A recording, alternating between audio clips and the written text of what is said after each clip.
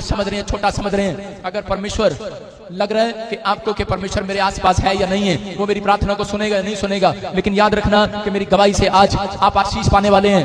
आमीन। मेरे पास ऐसा टाइम आया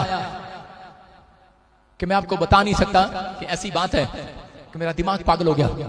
मैं दीवारों में सिर मारता था और मैं बेड पर ही, बेड तो होता ही नहीं जेल में, टॉयलेट निकल जाता था।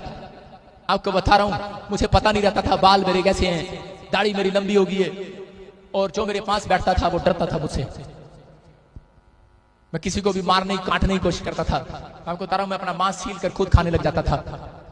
लेकिन मैंने अपने मेरे घर वालों को जब पता लगा तो मेरे घर वालों ने ताकि तबीज बनवाए, तांत्रिक के पास गए। लेकिन माँ का हृदय होता है कि वो बच्चे को छोड़ती नहीं है। बाप ने जरूर छोड़ दिया मुझे, लेकिन मेरी माँ ने, मेरे भाइयों ने, परिवार के लोगों ने कुछ ऐसा सिस्टम किया कि शायद ये आजाद हो जाएगा। लेकिन जैसे ही वो ताकत लेकर आए, मैं और पागल हो गया। लेकिन उस समय अंदर से मैं मौत मांग रहा था। मैं कह रहा था, मुझे पता है कि मैं ठीक हूं, लेकिन बाहर से मैं पागल लोगों को दिखाई दे रहा हूं। मैं कुछ करने की कोशिश करता हूं, लेकिन मेरे साथ कुछ और हो जाता है। मैंने उसी समय परमेश्वर को कहा, परमेश्वर अगर तू है तो मुझे उठा ले इस दुनिया से। मैंने किसी पेड़ पत्थर को नहीं पुकारा, मैंने किसी धर्म, किसी नाम को नहीं पुकारा। मैं जानता ही नहीं था इस नाम के बारे में, यीशु कौन है मैं जानता ही नहीं था।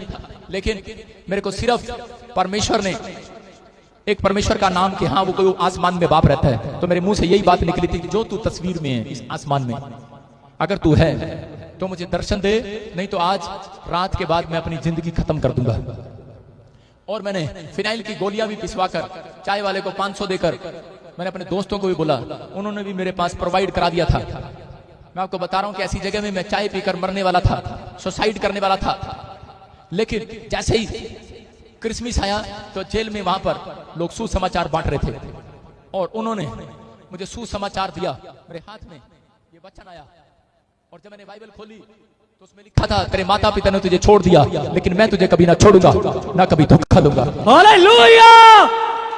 मैं इस वचन को सुनने के बाद रो पड़ा। मैंने कहा, मैं इतने टाइम से बोल रहा था, लेकिन परमेश्वर तू मेरी इसमें कौन है? मैंने खोला और उसमें मुझे बात ही वही मिली है। इनको कैसे बता, भी मेरे बाजू में मैंने किसी को भी नहीं बताया कि मेरे माँ बाप ने मुझे छोड़ दिया। बोला हालेलुया।